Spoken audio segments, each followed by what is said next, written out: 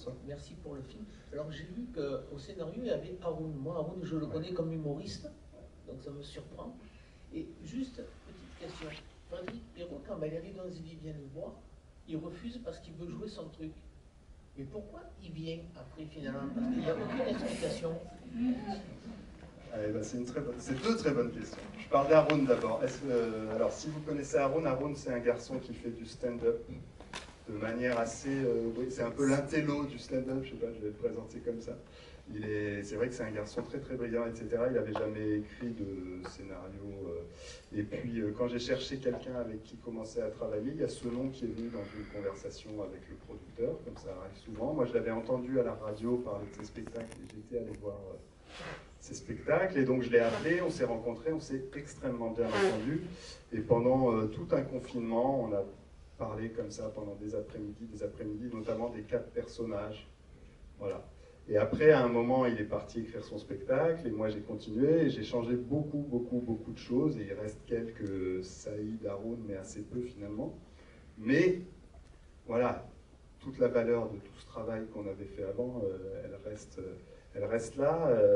Mais Haroun, il a écrit après un autre scénario, et qui était vraiment de la comédie où vous riez 3 fois par page, etc. J'espère qu'il aura l'occasion de le réaliser un de ces jours, parce que c'était très très drôle. Voilà. Et la deuxième question, redites-moi. Sur le revirement de... Oui, alors, ça c'est une question qui est revenue quelques fois. Est-ce qu'il faut expliquer, est-ce qu'il ne faut pas expliquer ce qui se passe dans sa tête? Pendant longtemps au montage, il y a eu un plan où une fois qu'Astrid était partie, on voyait Charlie seul dans son bureau, qui posait sa clarinette, et puis il y avait encore les oiseaux qui tournaient sur le magnéto à bande, et qui réfléchissaient. Et donc on comprenait que bien qu'ayant dit non, ça le travaillait. Ce quatuor, ce qui s'était passé 30 ans plus tôt, laisser ce quatuor se jouer peut-être différemment de ce qu'il avait imaginé, etc. Et puis la suite du film tel que vous la voyez. Et il y avait un vrai débat sur ce plan, des fois ça tient à 4 secondes, hein. Puis on l'a retiré. Et moi, je trouvais plus fort la relance. On est en voiture, on ne sait pas avec qui, il y a Vivaldi qui joue, on est sur la route, on le voit lui, on ne sait pas exactement où il va, mais on se doute que. Et finalement, on laisse dans le pli de la page du scénario l'idée que ça l'a travaillé parce que ça me semblait suffisamment induit. Et puis en plus, après, on a l'explication sur la chanteuse, sur de quelle manière il est attaché aussi à ça, quoi. Et moi, j'aime bien ce flou... par rapport à son œuvre, c'est aussi un film sur l'héritage, et lui, il laisse son œuvre en héritage, et est-ce qu'il aime encore ce qu'il a fait il y a 30 ans? Est-ce que ça lui ressemble toujours ou pas? C'est la phrase, la musique qui m'intéresse, c'est celle qui me reste à écrire. La seule qui m'intéresse, c'est celle qui reste à écrire. Donc voilà, mais c'est vrai qu'il y a quelques spectateurs qui m'ont dit que ça les avait perturbés de ne pas avoir l'explication, et puis d'autres au contraire qui trouvent que ça participe du parti pris du récit, quoi, qui avance d'instantané en instantané en instantané. On s'en doute, quand on le voit fermer la porte vitrée, on se doute qu'il va venir. Parce que surtout si vous avez vu la bande-annonce. Voilà. Il le fait d'une telle manière qu'on se dit que c'est trop violent. Il y a plusieurs moments de grâce dans ton film. Évidemment, la scène de fin, où là, on peut verser effectivement une petite larme. Le concert final est absolument magnifique. Mais moi, dès le début, avec ce plan-là dans l'instrument, je ne sais pas comment tu as fait ça. Alors, comment on a fait ça? Depuis quelques jours, j'ai une histoire pas mal sur ce plan. Non mais, voilà. Parce que donc le luthier qu'on voit dans le film, là, François Ettori, qui est vraiment le luthier qui, après en avoir vu une bonne quinzaine, etc., nous a écoutés, nous a dit qu'il pouvait peut-être trouver ce qu'on cherchait en termes d'instruments, etc., et se trouve avoir une sacrée bonne gueule. Et comme au début, il se moquait un peu du cinéma, qui parle toujours de la musique, voilà, on n'y croit pas, les gars qui jouent du violon, on n'y croit pas, les gens qui font les artisans, on n'y croit pas, parce que c'est pas les bons gestes et tout. Assez vite, je lui ai dit, non, mais là, ça va être bien, parce que tu vas venir le jouer. Et là, puis il est venu, et il était là pour ce premier plan, évidemment, puisque c'est lui qui a fait, comme on ferait un décor, l'intérieur de ce violoncelle, parce que je voulais un violoncelle qui ait 3 siècles, qui soit travaillé comme on le faisait au XVIIe, donc en termes de coût d'outils, etc., c'est pas exactement la même chose, et puis qu'il y ait cette patine.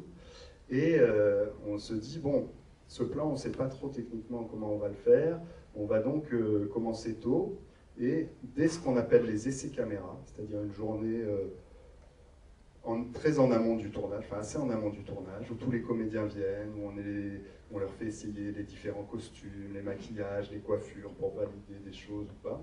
On avait gardé 1h30 à la fin pour essayer de faire ce plan. Il est arrivé avec son violoncelle, on a ouvert les éclisses, on avait une caméra qui faisait à peu près 3 cm de diamètre, donc il fallait quand même ouvrir les éclisses, le travelling, le machin, on fait ce plan. Et il y a quelques jours, une journaliste l'interroge, lui, sur ce premier plan. Elle y voyait le mythe de la caverne de Platon à cause des ombres. Ouais, voilà. Et lui, il dit non, non, pour moi, ce plan, c'est très clair, c'est un accouchement. Parce qu'il y a la caméra comme ça qui sort, etc. Puis on est dehors. Et je dis ça, c'est génial, parce que ce jour qui était des essais caméra, on a fait effectivement ce premier plan, dont on n'était pas sûr, et puis qui est devenu en fait et le premier plan du film et le premier jour du tournage, quoi. Et on s'est tous regardés en voyant le résultat. On ne se connaissait pas bien encore, l'équipe image, moi, il y avait quelqu'un du son aussi, etc. Et je sais pas, on a senti qu'on avait la bonne étoile, quoi, qu'on allait, que le petit défi qu'on avait de fabriquer ce film en 29 jours, on allait peut-être y arriver. Et vraiment, ouais, c'était un vrai accouchement. Et il a raison, je crois.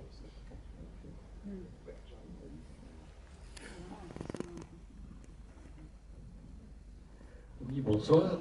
Donc, merci pour le film. Alors, je pense que je ne suis pas le seul, mais j'ai quand même ri quelques fois, alors que je n'y attendais pas en venant, je veux dire. Donc, et on est, enfin, moi, personnellement, j'étais moi-même surpris de ce qui me faisait rire.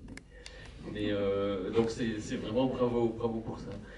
Et bon, bien sûr, j'aurais posé la question de savoir si c'était des acteurs ou des musiciens, et si c'était des acteurs, comment on pouvait apprendre comme ça, donner l'impression. L'explication, c'est que c'est plutôt des musiciens. Enfin, en tout cas, ils connaissent l'instrument et ils ont l'habitude. Et donc, à propos d'instruments, il y a la scène où ils font la course entre eux. Et bon, moi je pensais que le musicien qui se blesse allait arriver à ce moment-là, mais est-ce que c'est crédible, un violon qui tombe comme ça par terre et puis pouf, on remet un petit bout de bois et tout va bien? Évidemment, la scène après où tout le monde pense que le violon joue faux, ça je pense que ça sent le vécu, mais une chute de violon comme ça, c'est... Enfin, est-ce qu'il faut vraiment beaucoup de chance, ou bien vraiment c'est pas crédible? Non, il faut un peu de chance.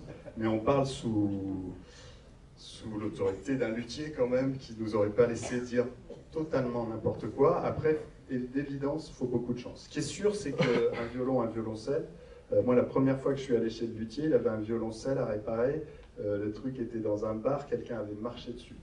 Et ça se répare, c'est une grosse boîte de camembert, précieuse, mais beaucoup de choses se réparent, après, avec parfois des modifications quand tu as la résonance, etc. Mais vraiment, ça se répare très loin. Après, un violon qui, en plus, il explique vraiment ce qui s'est passé. Il est tombé sur un mentonnière, qui a protégé, qui a sauté, etc. Donc oui, c'est complètement imaginable. On n'a pas fait de test, mais c'est imaginable. On n'a pas parlé de Valérie Donzelli. Elle est un peu à part dans le film. Elle a toujours cette... je sais pas, elle a l'impression qu'elle improvise parfois. Elle est toujours surprenante, Valérie. C'est exactement pour ça que je suis allé la chercher, parce que je voulais un personnage... J'avais un personnage d'héritière, donc il y a quand même des soucis de riche. Et je voulais faire un personnage dont, pour entrer en empathie avec lui, on comprenne de manière assez évidente que son échelle de valeur n'est pas l'argent. Voilà. Elle a une échelle de valeur inversée qui fait qu'on la suit dans son envie de réaliser le rêve de son père. Et Valérie, c'est vrai qu'elle a ce truc très même déstabilisant un peu parfois, mais voilà, c'est quelqu'un, il peut pleuvoir à verse et puis elle sourit parce que pense à autre chose, quoi. Et je voulais vraiment un personnage comme ça. Ça, c'était la première facette de son personnage. Et la deuxième facette, c'était ce moment du deuil un peu particulier, où quelques mois après, les autres autour sont moins précautionneux parce qu'ils oublient que vous avez perdu quelqu'un de cher. Et vous, vous avez toujours ce truc très lourd en vous qui vous fait boiter. Et je trouvais que voilà, elle avait... bon, après, il se trouve qu'elle a perdu son papa très peu de temps avant le tournage, ce qui m'a fait un petit peu peur. Mais avec lequel finalement elle a composé et qui fait que c'est, il me semble, voilà, jamais trop, toujours un peu de retenue, mais toujours présent quand même. Et pas seulement dans les moments de tristesse, mais aussi dans la colère, dans l'obstination, dans tout ça.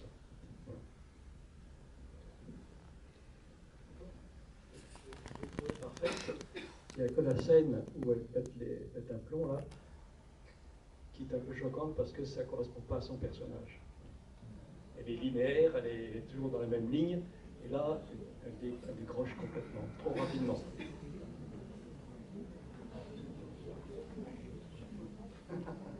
Pas avec 10 millions d'euros pour la violence. J'entends. Ok. Non, mais j'entends... C'est nous voir, pleurer un peu, je sais pas, mais là...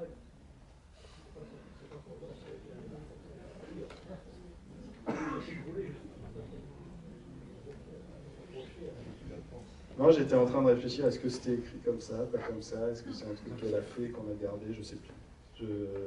C'est une bonne remarque. Ouais. Ok. Donc le film n'est pas parfait. Le film n'est parfait. Monsieur, j'aime la forme sonate de votre film. Mais chez Schubert. Vous entendez la forme sonate? Oui.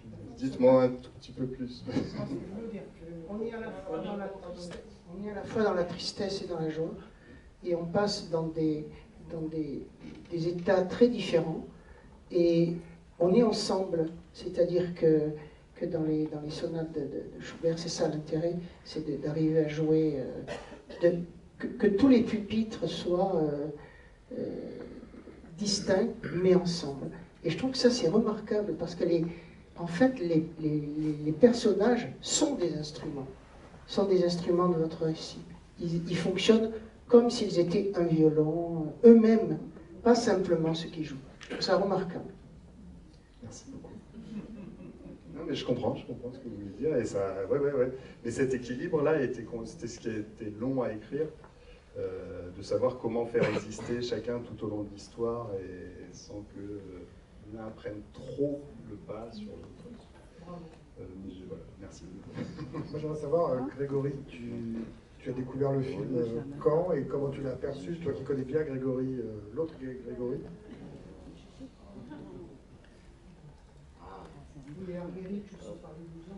Oui, Martha. Oui. Ah, je peux pas vous parler de Martha. Si on bon, moi, peu importe, mais ça c'est ça. Je vais déjà répondre à la première question. Le film, je connais très bien Grégory, donc j'ai entendu parler de son film. On a discuté ensemble très en amont. Et j'ai eu une première version, une deuxième version, et puis ensuite il m'a demandé lui de choisir un personnage. Au début je voulais le luthier parce que ça m'amusait, parce que j'avais envie de faire un luthier italien. En fait, au début le luthier était italien et moi j'avais envie de prendre l'accent italien. Je te rappelle, hein, au début c'était un italien. Et je fais très bien l'accent italien. Et non, évidemment, et j'ai vécu le film exactement comme vous. J'aime beaucoup l'écriture de Grégory et Grégory Mann, si oui, quand vous le connaissez bien, moi c'est le 5e projet que je fais avec lui.